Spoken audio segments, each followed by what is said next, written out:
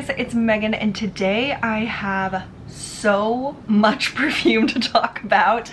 I went insane and bought, I don't know, 40 or more perfume samples, and I have a lot of thoughts, and I have my like winners in here, and then I have just a bunch all over the place that I want to talk about as well. So I don't think I'm going to be able to touch on every single perfume, especially the ones that I'm not super like loving and I wouldn't consider buying a bottle of them, but I definitely want to touch on the ones that I either feel passionately about, like against them, or ones that I really enjoy and might add a bottle of it to my collection eventually. So what kind of got me into this whole like frenzy was that I bought Erin Nicole's perfume sampler set from Twisted Lily, and I love Erin Nicole. She has inspired me to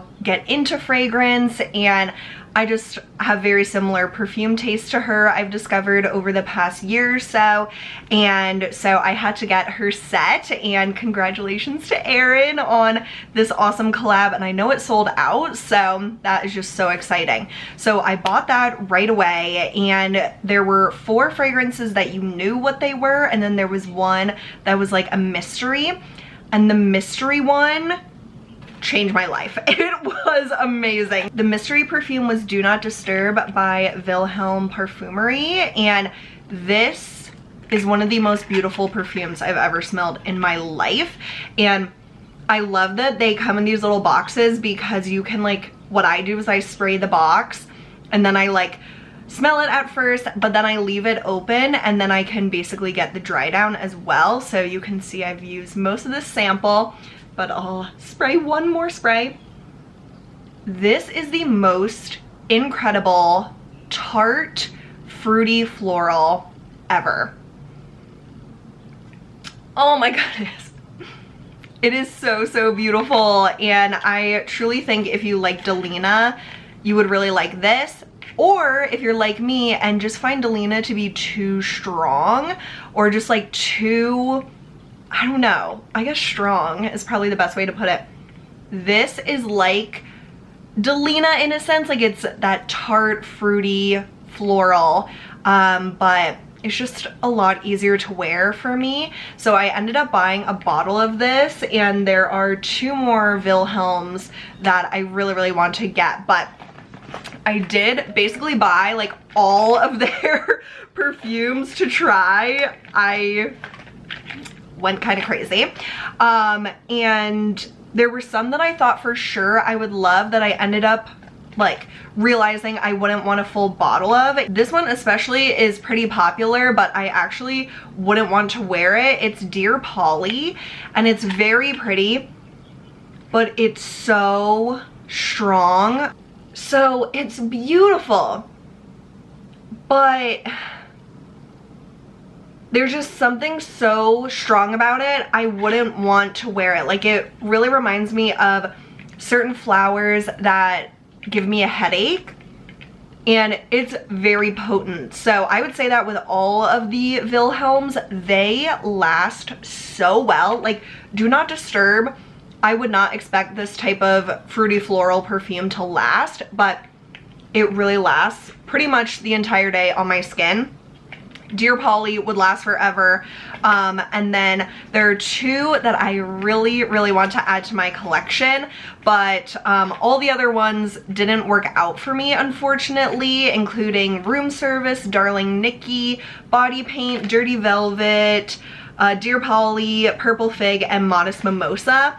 None of those really vibed with me, but these 2 really did. And so the one that I'm wearing today is so gorgeous. This one is Oud Affair, and I have been really wanting to find an oud fragrance that I just really love, and I'll get to one by Maison Francis Kurkdjian in a second that I thought would really work out for me but just didn't.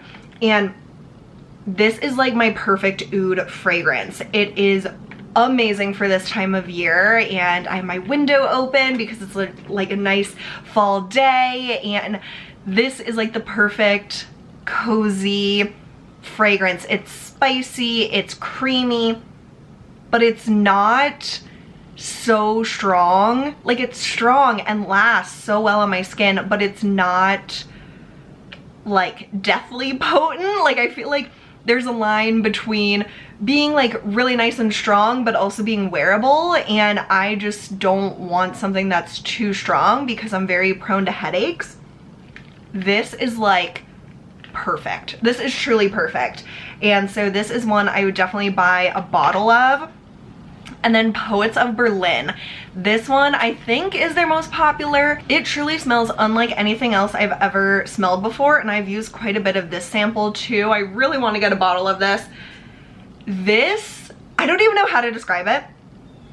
It is like a green woody fragrance at the beginning, but when it dries down, and Alithia Marie also said this, and when she said it, I was so intrigued I had to get a sample of it. I have the same experience that when it dries down, it smells like banana.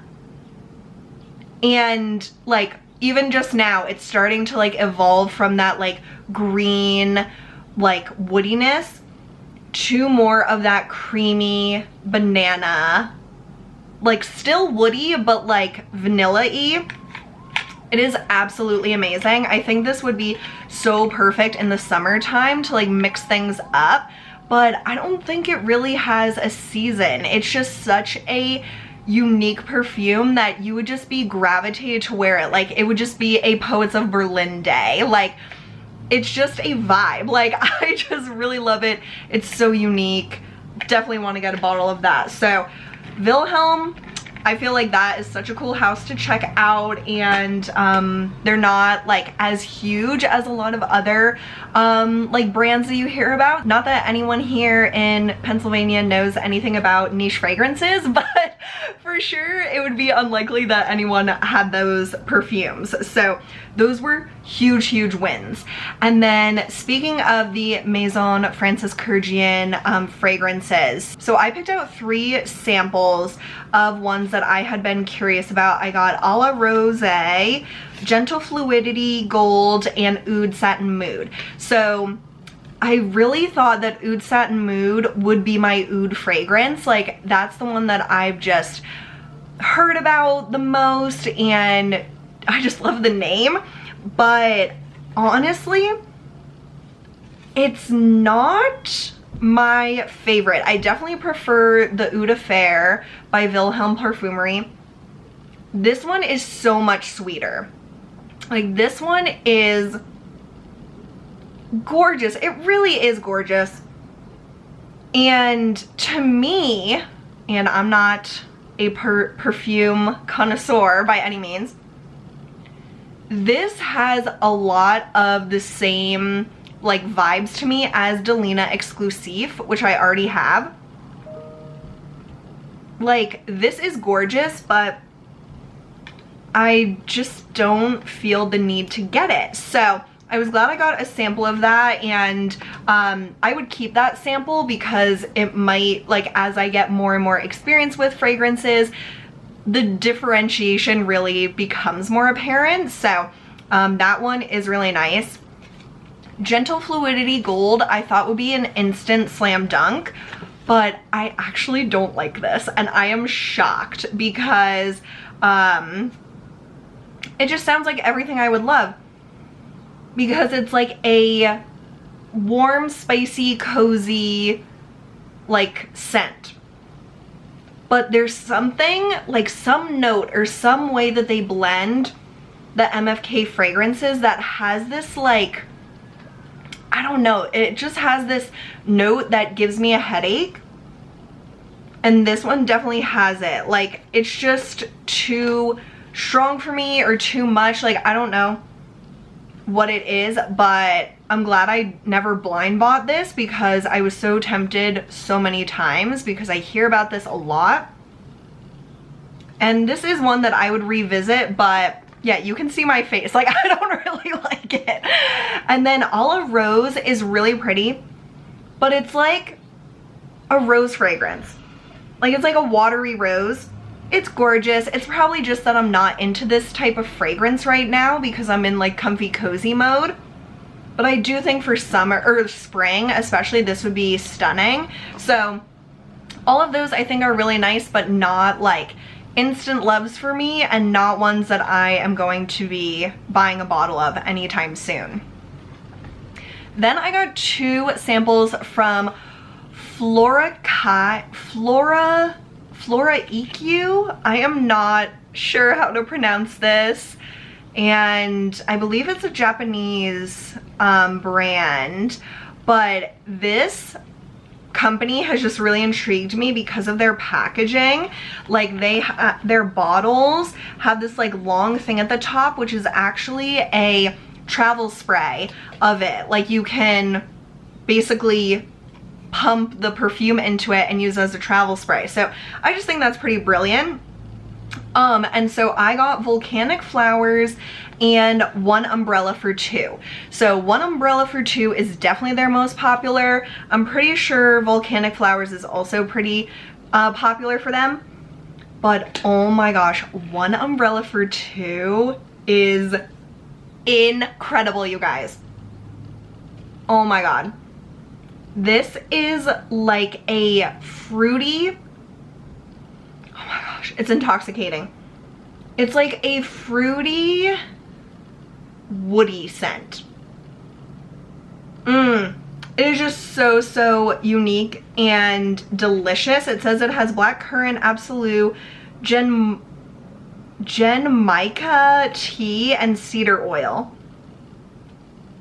And there is a little hint of probably like that cedar oil that is like deep, that I don't know if I love, but like the top of this fragrance is insane. It is so beautiful. So this is one I would have to wear because sometimes like really deep bass notes, that's just all that comes out on my skin, and then I can't even smell anything else. So that's one I would definitely have to wear if I am getting more and more intrigued by it. And then Volcanic Flowers, oh my gosh, this one is gorgeous, but I don't know if I would want to smell like this. This is a fragrance I would love as a home scent, like a candle or something. It's just so like homey to me. Yeah, I don't know if I would want to wear that, but it is gorgeous. It says it has olibanum oil, lily of the valley, jasmine, absolute. Yeah, Volcanic Flowers is also gorgeous, but I just personally don't think it's how I want to smell, and that's something I really try to keep in mind when like smelling perfumes, is like I can really appreciate the way a perfume smells and I can actually really like it, but I might not want to smell like that. So I think that's the case for that one. This one, oh my gosh, the name just got me so much. So this is called She Was an Anomaly by Etat Libre de Orange. I have no idea, you guys. But whenever I get excited about the name of a fragrance, it almost never lives up to my expectations. This one is gorgeous. Oh my god. This one, I definitely want to do a wear test of, because there is like that deepness to it, but it's so pretty and just very unique, and I love that name, She Was an Anomaly. I think that is just so intriguing to me, and I don't know, it's definitely not a super feminine fragrance, which I think fits perfectly with the name. It's definitely kind of woody, so I don't think I would reach for it a ton, but I just really like this scent. So this is one I'm going to have to do a wear test of as well. Then I got a few fragrances from Fragrance de Bois, which I don't think I mentioned, but I bought all of these samples on Twisted Lily, and they just recently started carrying the line Fragrance de Bois, which I've heard a lot about within the past like 6 months or so. And so I was really excited that they had like a sampler set. Definitely my top favorite is the Minuit et Demi, and that is a fragrance that a really famous perfume YouTuber Demi Rawling like collaborated with them to create, which is like insane. And I've heard a lot about it, and I've heard that it's always compared to Changing Constants by Penhaligon's, which I love, but it just doesn't have good lasting power. So I was so excited to get this, and I wore this yesterday and I loved it. It's like that sweet, spicy fragrance, very similar to Penhaligon's Changing Constants, and I've heard this a lot, like this Minuit et Demi has a bit more of like a masculinity to it. Yeah, so I slightly prefer Changing Constants, but I still really love this one, and I'm glad that I finally got to test it out, but it is super expensive, so I would want to be like 110% sure before buying it. And to be honest, I much more gravitate towards the Vilhelm Parfumerie fragrances that I love, but this one is really nice, and I would definitely like keep that sample and wear it. Then I also really liked Santal Complete. This one smells so familiar to me. This is just a really pretty, creamy, woody fragrance. Perfect for this time of year. I don't think I would get a ton of use out of that, so I wouldn't like be tempted to buy a bottle of it. But those were like my top ones from that little sampler set.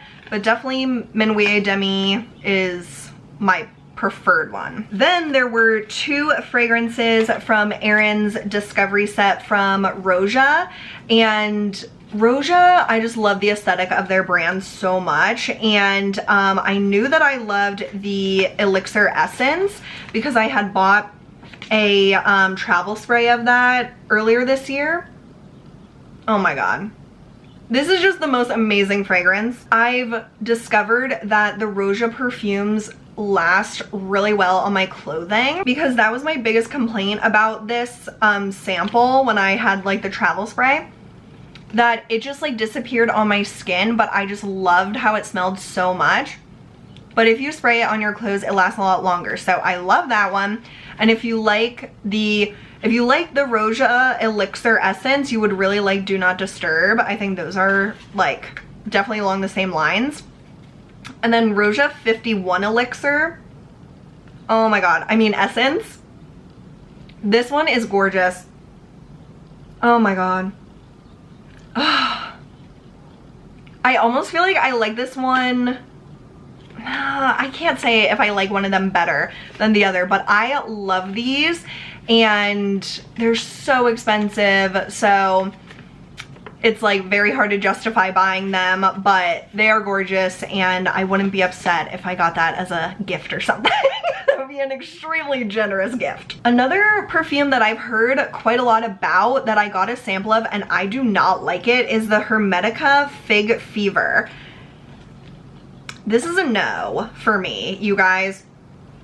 This just has something in it that, yeah, I just do not like it. It's so strong, and yeah, it's definitely like a green fragrance right off the top, but then there's just like, I don't know, I just really don't like that scent. And I've been seeing it being talked about more, but I just don't like this one. And yeah, like, I don't know, I just don't like that one, so that's all I have to say about that. Then I got 2 samples from, is it called Akro, I think? Yes. This is a really interesting perfume house that I saw someone talk about on Instagram, and I was intrigued by this one called Awake, which is a coffee fragrance. So I wore this last night, like while I was reading, and I really like this. And then I layered Kayali Vanilla on top, and it was just heavenly. So I really, really like this one. If you like coffee fragrances, that's a good one. That's probably one I will purchase a full bottle. And then I got their scent Dark, which is supposed to be like a chocolate fragrance. And I liked this upon first spray, but it definitely gets a lot more masculine as it dries down. So I didn't end up loving this one, but I really did like Awake, especially layered with Kayali Vanilla. That was like chef's kiss, amazing. And then the last two that I wanted to talk about were actually from my Royalty Scents perfume subscription. Both of these I was really excited to try. I've heard a lot about both of them, but one was a major fail and one was a major win. So I'll start with the fail, and this is Kilian Black Phantom. So this I had heard smells like chocolate and caramel and all this stuff, and I really need to just not take that kind of thing literally, because it never actually smells identical to those things. Like, it's a perfume, it's not like a food.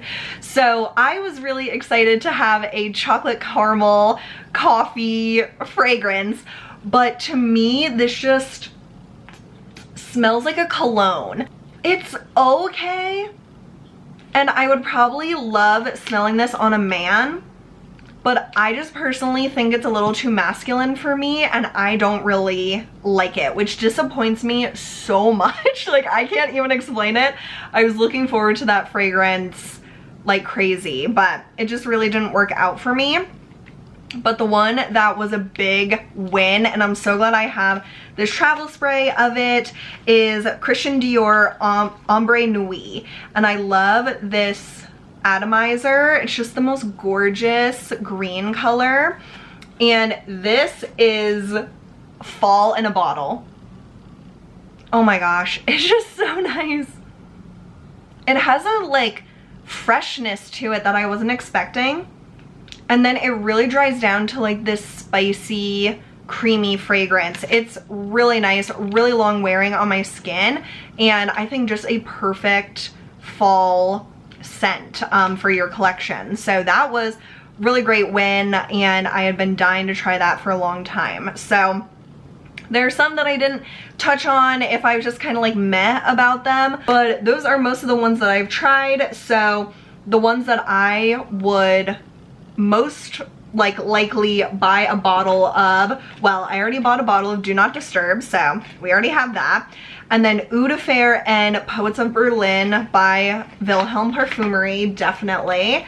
Awake by Akro. I don't know if it's just called Akro or like Akro Fragrances, but that's a great coffee fragrance. She Was an Anomaly by Etat Libre de Orange. This is just a really pretty, oh my god. It only gets better as it dries down. Oh my god, I really like that one. And then Ombre Amber, is it Ombre or Amber? Amber Nuit, whatever.